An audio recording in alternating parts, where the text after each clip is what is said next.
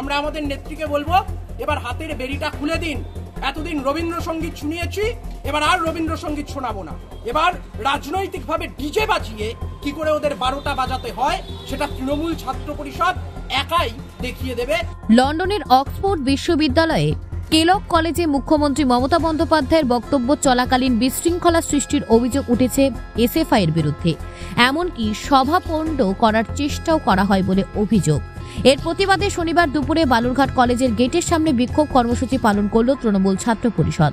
এদিনের কর্মসূচিতে তৃণমূল ছাত্র পরিষদের নেতৃত্বরা এসএফআই এর বিরুদ্ধে স্লোগান তোলেন এবং কড়া সমালোচনা করেন।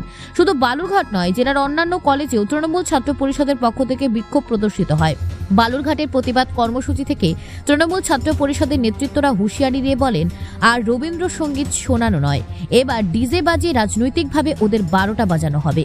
এই প্রতিবাদ কর্মসূচিতে উপস্থিত ছিলেন তৃণমূল ছাত্র পরিষদের জেলা সহসভাপতি রোহন চক্রবর্তী, বালুরঘাট শহর তৃণমূল ছাত্র পরিষদের যুগ্ম কনভেনার সুরজ সাহা ও সৌরভ সরকার, বালুরঘাট কলেজের তৃণমূল ছাত্র পরিষদের ইউনিট সাধারণ সম্পাদক দেবজ্যোতি দে সহ অন্যান্যরা। এই বিষয়ে তৃণমূল ছাত্র পরিষদ জেলা সহ সভাপতি রোহন চক্রবর্তী বলেন, যে সম্প্রতি মমতা বন্দ্যোপাধ্যায়, আমাদের অত্যন্ত গর্বের বিষয় যে মমতা বন্দ্যোপাধ্যায় সেখানকার আমন্ত্রণে অক্সফোর্ড বিশ্ববিদ্যালয়ের কেলক কলেজে বক্তব্য রাখতে গিয়েছিলেন। আর সেই সময় রাম বাম এবং যারা এখন বাংলার মাটিতে শূন্য থেকে মহাশূন্যের দিকে এগোচ্ছে, চেষ্টা করছে আরও বেশি শূন্য পাওয়ার, তারা লন্ডনে গিয়ে বাংলার প্রতিনিধি মমতা বন্দ্যোপাধ্যায় কোনো রাজনৈতিক বক্তব্য দিতে যাননি। আমাদের সকলের গর্বের ব্যাপার যে পশ্চিমবঙ্গের প্রতিনিধি হিসেবে সেখানে তিনি গিয়েছেন। সেখানে রাম বাম অসভ্যতা করে, অশুভ শক্তি প্রদর্শন করে সেখানে বাংলার নামকে কলঙ্কিত করার চেষ্টা করছেন মমতা বন্দ্যোপাধ্যায়ের প্রতি বিক্ষোভ প্রদর্শন করে।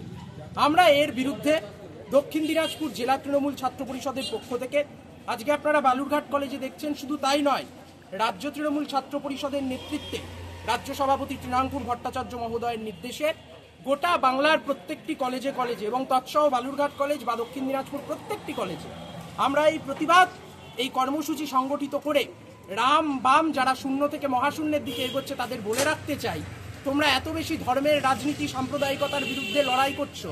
রাম বামের উদ্দেশ্য শুধু এতটুকু বার্তা, শ্রীকৃষ্ণের হাতে যেমন বাঁশি ছিল তেমন শ্রীকৃষ্ণের হাতে সুদর্শন চক্রও ছিল অশুভ শক্তিকে নিধন করার জন্য। আমরা ভুল করেছি। আমরা আমাদের নেত্রীকে বলবো এবার হাতের বেড়িটা খুলে দিন। এতদিন রবীন্দ্রসঙ্গীত শুনিয়েছি, এবার আর রবীন্দ্রসঙ্গীত শোনাবো না।